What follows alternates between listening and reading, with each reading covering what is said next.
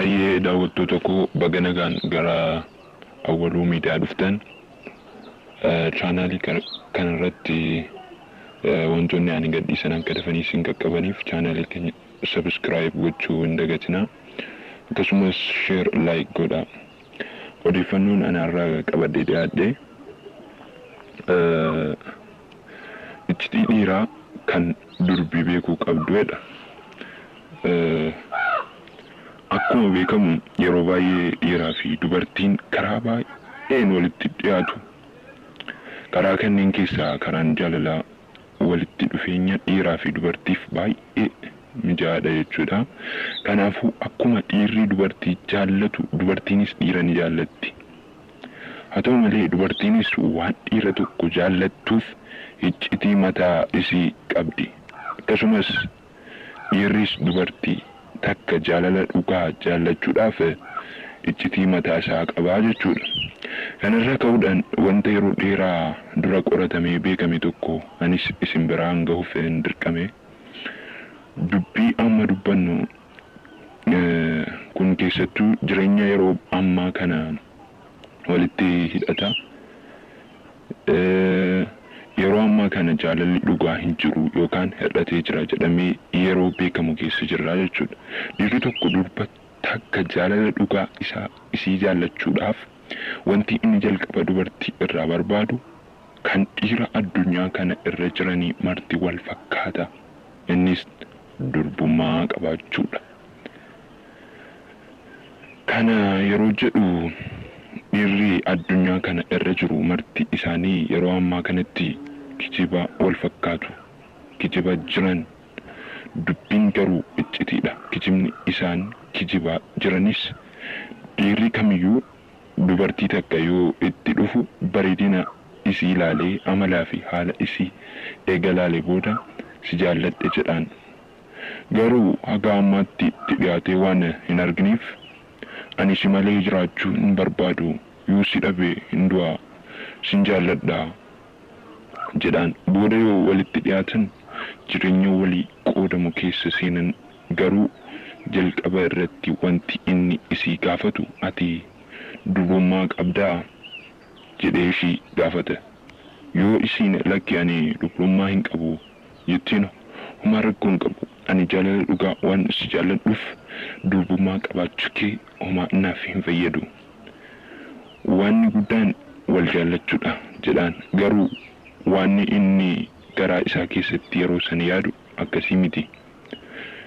Yoo jalqaba jaalala xiqqoo wayii isiidhaaf qabaates ishiin ani durbummaa hin qabu jennaan jaalalli onnee isaa keessa jiru yeroo san karaa jaalala sobaatti jijjiirama. Sana booda yoo inni jaalala dhugaa isiif qabaate osoo hin ta'in faayidaa biraatiif isii wajjin jiraachuu fi fuudhuunis ni mala. Booda garuu inni eega ishee fuudhee booda ishee wajjin siree takka irra ciisee wanti inni yaadu waa'ee nama isa dura jaartii isaa irraa durbummaa fudhatee san qofaadha.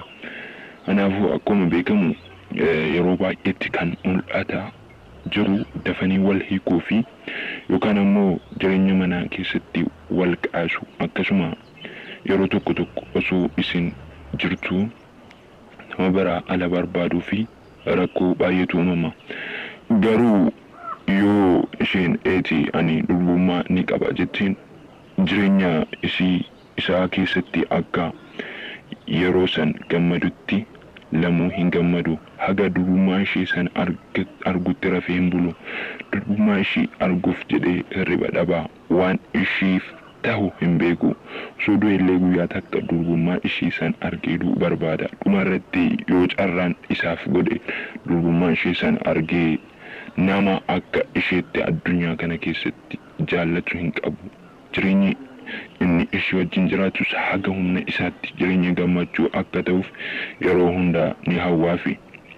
Akka wanni hamaan ishee tuqu hin barbaadu. Jireenya ofii ishee keessatti of laalaa jiraata. Garuu akkuma bifti namaa addaddummaa qabu amalli namaatis wal dhaba. Waan ta'eef dhiirri tokko kan aarii baay'atu jira. Garuu amala isaa waan ta'eef isheettis ni aara. Haa ta'u garuu itti aara malee ishee hin jibbu yookaan yeroo tokko harkaanis ishee dhahuun ni mala. Haa ta'u garuu ammas ishee hin jibbu.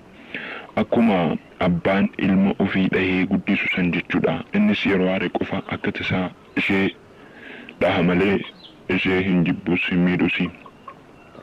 Wanti biraa haafu yoo isheen duute inni tan biraa fuudheyyuu nama fuudhu san dirqama jireenyaatiif wajjin jiraata malee akka ishee durbummaa irraa fudhate sanitti jaalala dhugaa isheedhaaf hin qabaatu.